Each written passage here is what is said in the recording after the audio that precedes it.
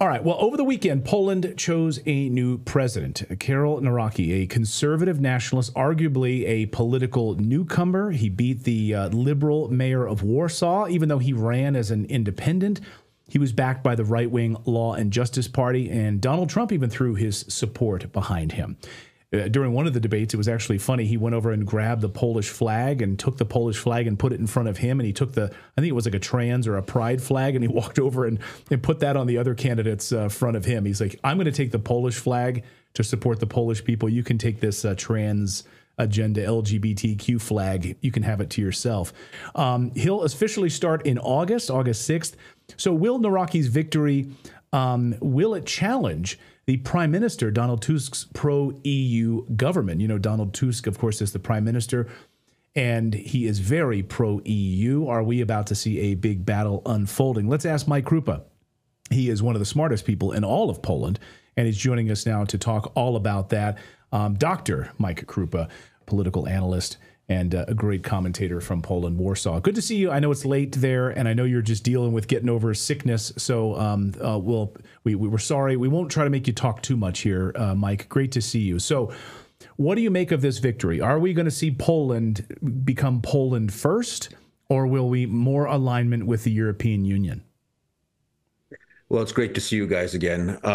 In terms of Poland first, during the week before the second round of elections, actually, Po pierwsze Polska, which means Poland first in Polish, was actually one of the mottos of Karol Nawrocki's last week's campaign and the debate that took place at the beginning of the week, which was the last debate of the presidential campaign. So those Trumpian or MAGA vibes are very present, excuse me, in Nawrocki's presidential campaign.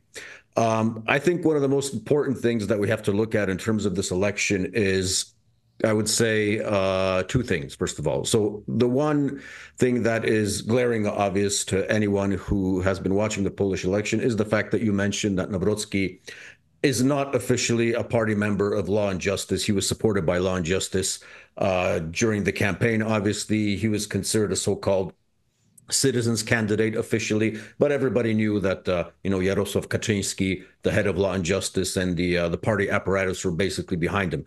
But he did signal, if we are to believe the reporting by Newsweek, Polish edition, just over a day ago, that apparently some of the nominations that are being already proposed to him by Law and Justice are being outright rejected by Karol Nawrocki, which is a good sign.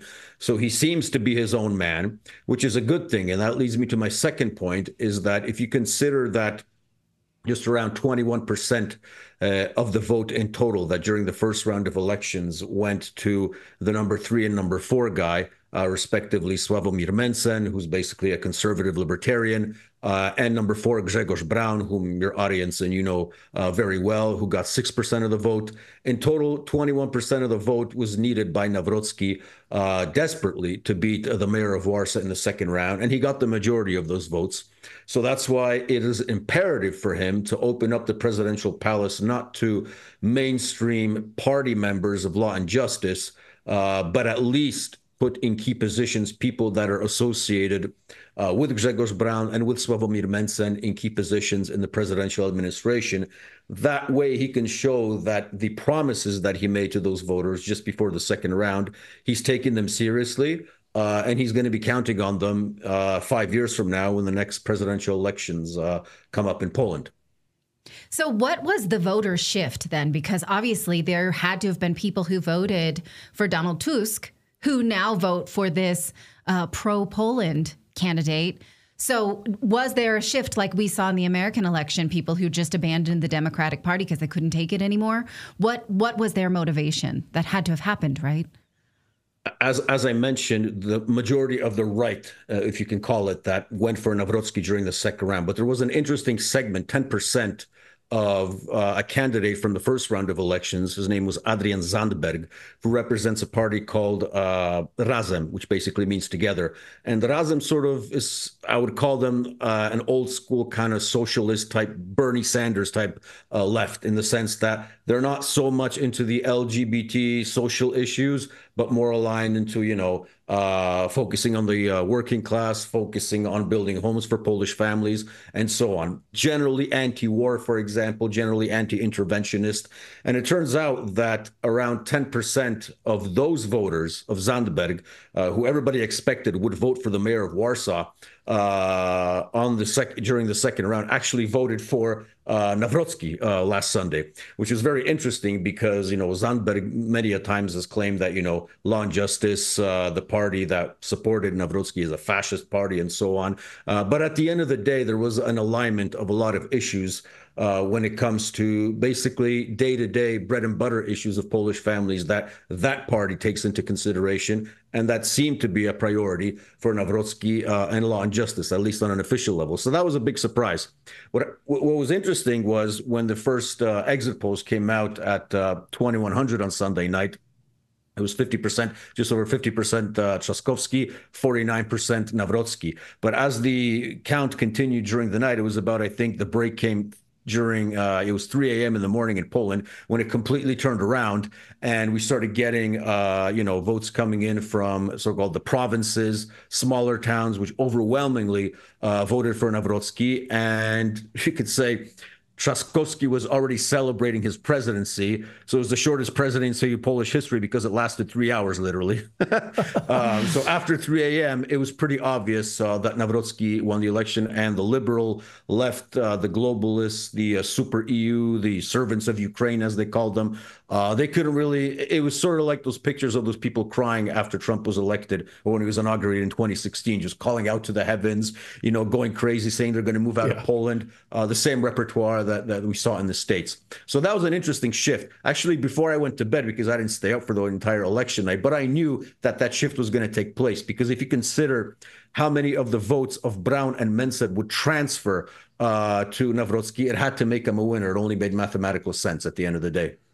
So the Ukrainianization of Poland has been a big talking point to bring sovereignty and nationalism back to Poland, moving away from this craziness of the EU, this provoking of Russia.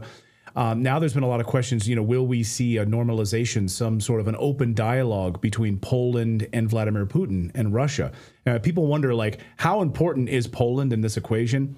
It's incredibly important to what's happening right now with this war in Ukraine. Massive NATO infrastructure there, but the Polish people inundated with millions of Ukrainian refugees and are telling them in many ways, get out. We're sick of this. We want our country back. So this is all very important. Will we have dialogue now with Putin? So actually, tomorrow, the American Conservative is going to be publishing my article on the potential of a realignment on the presidential level between Poland and Russia. So I'm not going to spoiler you guys. I encourage everyone to visit the American Conservative website tomorrow. It's going to be there.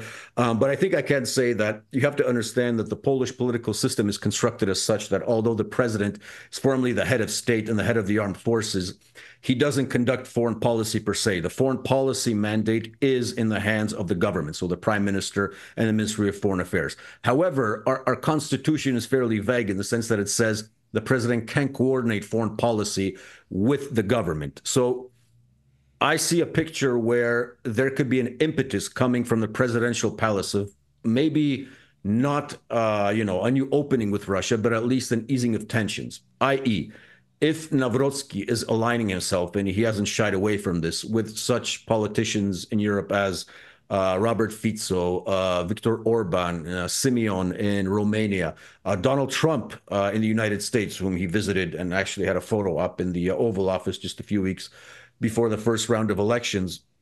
Generally speaking, all these statesmen have a, if not pro-Russian, but a realist perspective on Russia.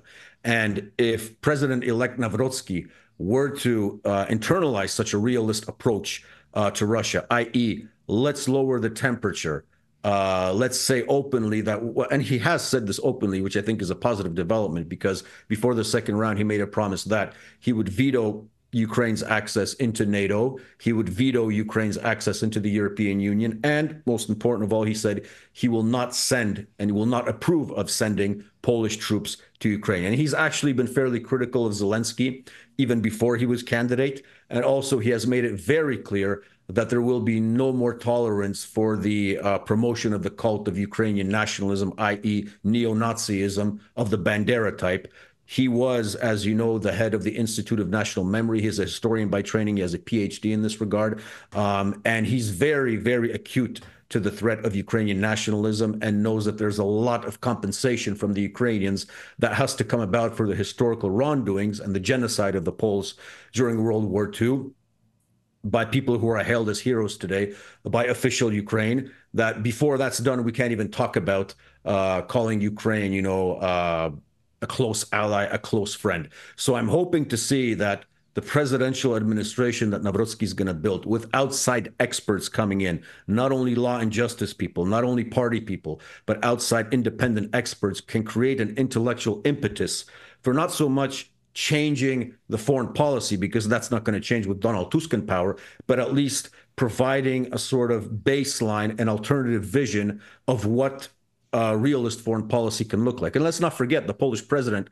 despite the fact that he has to sort of coordinate foreign policy with the government, he can meet with whomever he wants and he can talk to with whoever he wants. So if he meets with Putin, for example, on the sidelines of the UN, well, that's not, well, we'll see if that, or at any other international gathering, for example, that could mean something, especially if you consider that our current still president, Andrzej Duda, during the last 10 years of his presidency, has not once met with Vladimir Putin, talked on the phone to Vladimir Putin. And let's remember, Russia is Poland's largest neighbor and the largest nuclear armed power on earth, which defies reality, defies any sense of logic why you would want to do that. I'm hoping that Nawrocki is going to bring the change that we need in at least lowering the level of tensions between Poland and Russia.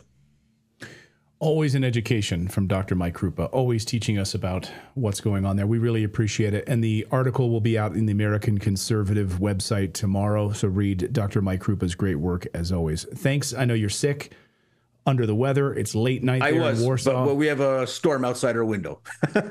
Yeah. Then he was messaging me earlier. He's like, I might even lose power. So not only are you sick, you might even lose power. Thank you for staying up late with us there in Warsaw. Mike, great to see you as always. Thank you, guys. Have a good one. God bless.